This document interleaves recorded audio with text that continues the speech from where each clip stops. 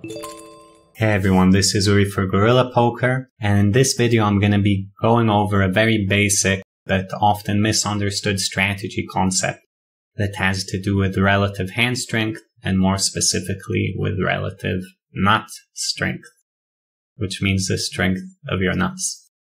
When we look at a board like A7 deuce rainbow, here we're just going to do a simple combo counting exercise. So the nuts on A7 deuce rainbow is aces, next best hand is sevens, and next best hand is deuces. And the reason I'm selecting these in Equilab is so that you guys see the amount of combos. So we have 9 combos of sets.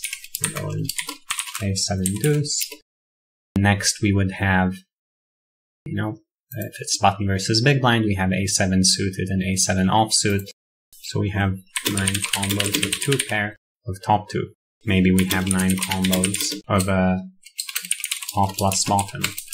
And then we have ace king, top pair, top kicker, 28 combo, assuming there's no 7 deuce shenanigans going on. Okay. The idea here is that I'm going to go over a few boards and we're going to see how these things change. 2 pair is not worth the same on every board. Top pair, top kicker is not worth the same on every board, etc.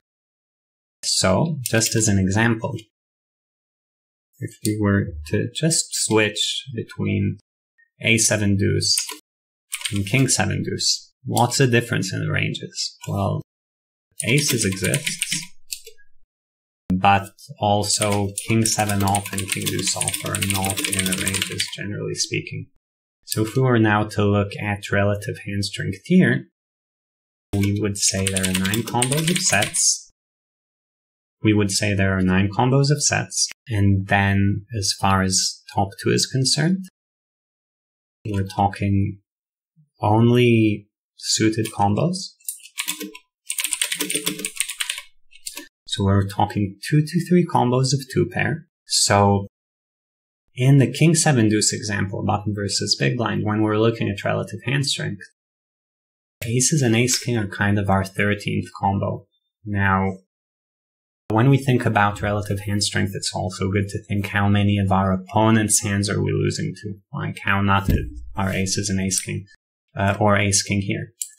And here you might say, on A7 deuce, our opponent doesn't have pocket aces, so there are 6 combos of sets. On King 7 deuce, he doesn't have kings, so there are 6 combos of sets.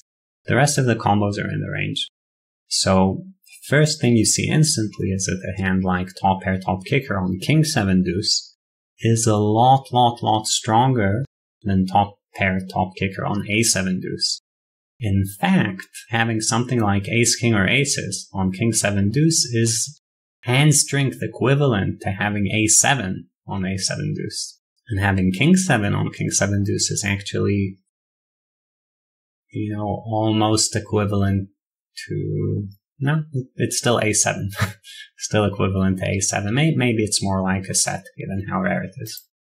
So just looking at these 2 boards and thinking about our relative nut strength can be a bit mind-blowing in terms of, what does this mean? I'll throw in some other boards out there just to drive home the point, but let's look at 10-10-8.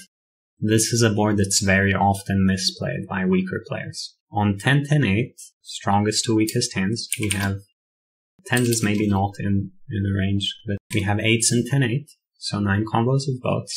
Reminds you of the set combos, right? Then we have, I guess we can say, ace 10 would be 4 aces and 2 10s. So let's actually show this here.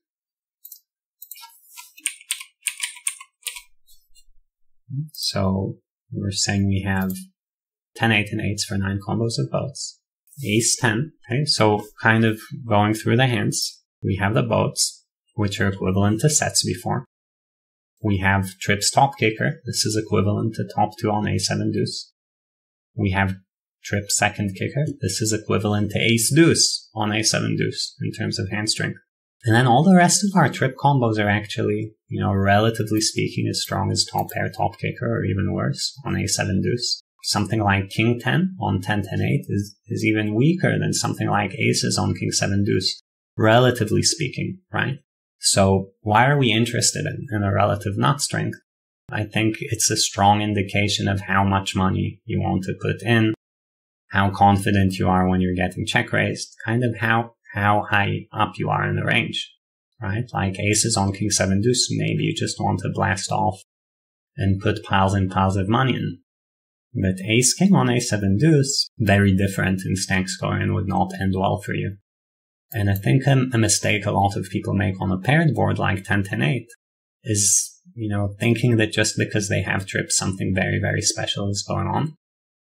Where in fact, you guys can see as we're counting combos that, trips is not all it's cracked up to be when the board has a pair, and lower kicker trips are actually similar to top pair good kicker on a different board in terms of where they rank and how much money you should be putting in with them, and how, a lot of low mid-stakes players are making the mistakes of putting way too much money in with trips in some situations. So, last board we're going to look at, actually maybe one of the most mind-blowing boards to look at. We're going to look at 10-9-8 and just look at relative hand strength. So, first of all, we have the nut straight at 16 combos. Now 16, if we go back to king 7 deuce, 16 combos means we've covered all the sets, covered all the 2 pairs, and we've covered aces. And here we're just at the nut straight, okay? Add in the next hand, next straights, let's say, which is jack 7 and 6-7, and just kind of keep going. And the interesting thing, which I hope you guys can see very quickly here, is, first of all, a set on 10-9-8 is nothing to write home about. Neither is a lower straight. But think about where something like aces would rank, or top 2. And let's compare this to something like a7 deuce. So, aces on 10-9-8, if we're going to put out every hand that's better than aces, we have 60 combos better than aces. If we want to look at top 2, we're going to have 33 combos better than top 2. So this is 34th, and this is 61st. This is not even going into the fact that pocket jacks is stronger than pocket aces on this board. So aces is 61st, and like we said, top 2 is 34th. Now, compare this to king 7 deuce, and let's find those same hands on king 7 deuce board. So king 7 deuce, like we said, we're not counting pocket kings. Like, this all depends on your point of view if you want to have ace king and aces in there. If we're looking at kind of relative to our opponent's hands, how strong our hand is, because on 10-9-8 our opponent will have, 10s, 9s, 8s, and all these straights and stuff. So this is how strong aces would be, this is how strong top 2 would be. King 7 deuce, he's not really going to have kings, ace, king, aces. Let's say he's going to start at king, queen. So we're going to put these, and we want to see, probably king, queen suited is going to 3-bet. Like, more or less relative hand strength of top 2 on king 7 deuce. So king 7 deuce, king 10 is the equivalent of 10-9-8 having top 2. When you're the out of position player. Like, that's how exciting the hand is.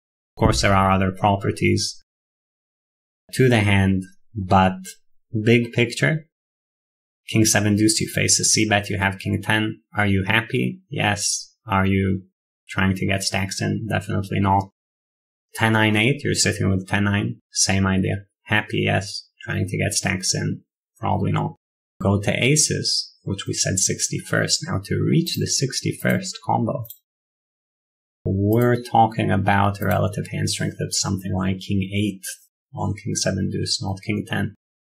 So again, aces on 10-9-8 is a very, it's a good hand, but it's a very non-exciting hand. And like I said, it's even weaker than this because the board's so dynamic, and hands like jacks and queens probably a fair amount better than aces. There are hands like jack 10, which is probably flipping with aces. So yeah, aces on 10-9-8 is really nothing to write home about. Very often, check back twice, hope the board bricks out, and you can put some clean money in, but definitely not an exciting hand.